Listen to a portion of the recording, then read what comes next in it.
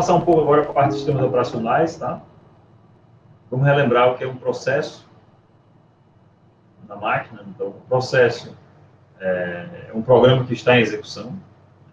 Quando existe um programa e esse programa não está sendo executado, ele é simplesmente um programa. Quando esse programa começa a executar, ele se torna um processo ou um conjunto de processos.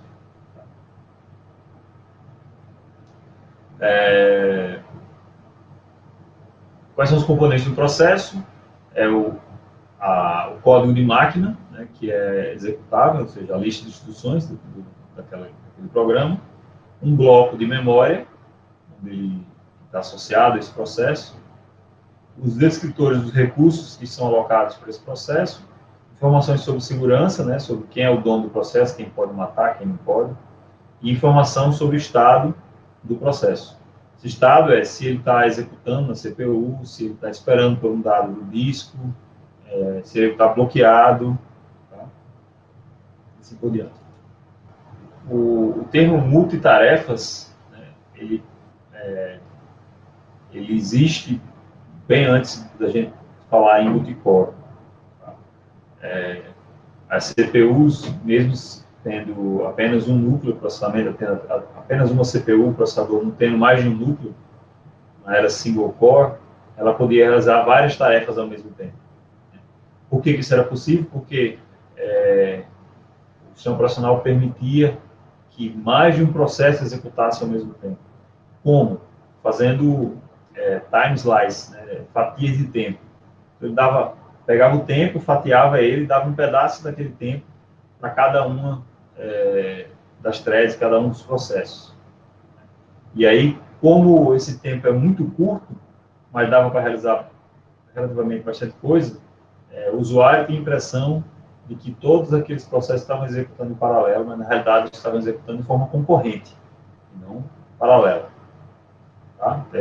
Isso é a definição de multitasking. Então, quando o tempo de um processo acaba, aquele processo bloqueia e sai da CPU, entre o sistema operacional e o sistema operacional faz a troca de contexto, né? Ou seja, pega todo o estado do processador, salva numa área específica para aquele processo, né? Processo A, por exemplo, o processo que estava rodando, vai na área específica do processo B, copia todo o estado do registrador, dos registradores do processador, daquele processo para o processador, né? E devolve a execução para o processo B. O processo B começa a executar. Quando acaba o tempo do processo B, né, a troca de contexto se repete, ou seja, vai bloquear, né, através de interrupção, o sistema operacional entra novamente, tira o processo B, salvando o contexto dele na área do sistema operacional, carrega o estado do processo C, por exemplo, que vai entrar, e devolve a execução do processo C e assim por diante. Isso de forma tão rápida que você tem a impressão que o processo A, B e C estão executando ao mesmo tempo.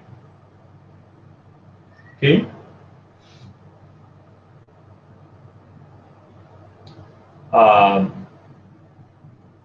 Threading, né, é a ideia de que um processo pode ter mais de uma linha de execução. Então, um processo ele pode ser dividido em várias linhas de execução, ou seja, ele pode estar executando mais de uma tarefa ao mesmo tempo. Cada thread desse pode estar associado a ele uma carga computacional, uma coisa que aquele processo precisava realizar. E aí o que o sistema operacional faz na realidade com as threads é a mesma coisa que ele fazia com os processos em multitasking. Ele simplesmente gerencia as threads como se fossem processos. As threads vão ter fatias de tempo e essas fatias de tempo acabam, ele faz a troca de contexto de um thread para outro. A diferença é que os threads são chamados de processos leves.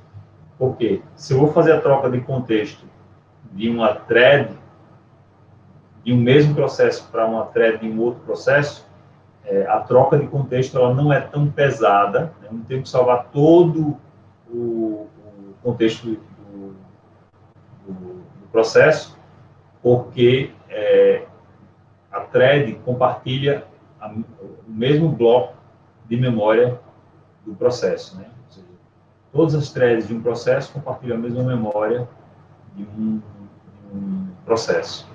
Obviamente, ele tem memória privada também, tem uma parte da thread que tem memória privada, mas, de forma geral, a maioria dos recursos de uma thread, de duas threads do mesmo processo é compartilhado.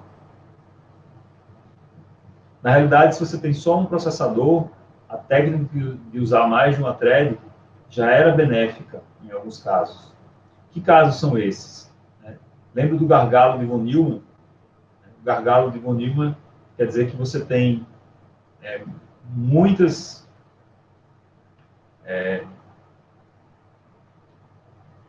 instruções podem ser executadas entre uma carga da memória. Tá? Então, imagina que uma thread pede um dado e ele tem que esperar vários ciclos de processador para poder aquele dado chegar. Talvez tenha uma outra thread que já tem o dado disponível para executar, então se você troca para a próxima thread, aquela thread pode seguir adiante. Então, programar com várias threads, quando você tem uma dependência da memória, pode fazer com que você consiga fazer coisas que não poderiam ser feitas se você tivesse só uma thread. Né? Então, imagine um programa sequencial onde você tem a cada 100 instruções, você tem uma busca de dados na memória. Se você tem só uma thread, quando ele encontra uma instrução de leitura de dados na memória, ele vai bloquear e só vai poder executar novamente quando aquele dado chegar. Se você divide esse programa em várias threads, e uma das threads encontra uma instrução de leitura, aquele processo vai bloquear, o operacional vai bloquear e vai trocar por uma outra thread. Como as threads são peso leve, né? Não são tão pesadas para trocar o contexto quanto os processos em si, o sistema operacional coloca outra thread, e aquela thread pode executar, né, alguma coisa que ela já tenha pronta para executar, ao invés de o processador passar aquele tempo todo esperando que o dado da primeira thread chegue para poder seguir adiante. Então, programação com threads, ela é benéfica em alguns casos, mesmo que você só tenha um processador. Vai evitar que o programa trave esperando pelo dado da memória. Okay? Obviamente, você precisa ter a computação que você tem para você permitir que você consiga quebrar ela em várias threads. Se for uma coisa muito sequencial, você não vai conseguir quebrar em várias threads diferentes. Mas era comum, por exemplo, em programas ainda na era single core, que, por exemplo, a interface gráfica ficasse numa thread,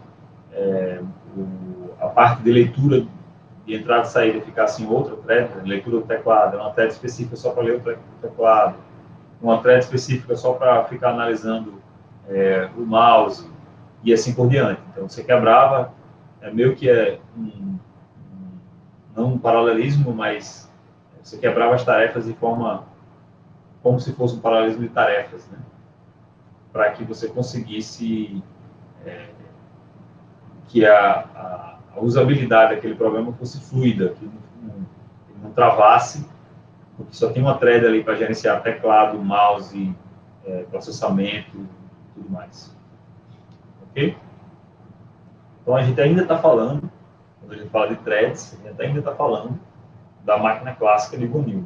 Tá? Isso aí da roda na máquina clássica de von Neumann.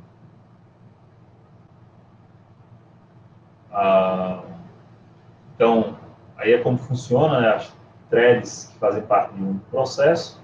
Geralmente o processo começa com uma única thread, um programa, e em execução vira um processo, e que se ele for programado com várias threads, existe uma parte do código onde o programador instancia threads, ou seja, eles criam um fork, de Gaffer, né? Ele faz uma bifurcação aí para ter mais de uma thread, né? No caso, são 3 threads, 2 threads que foram criadas e a thread principal. E em algum ponto do programa, essas threads são mergidas, né? São juntadas novamente com um join.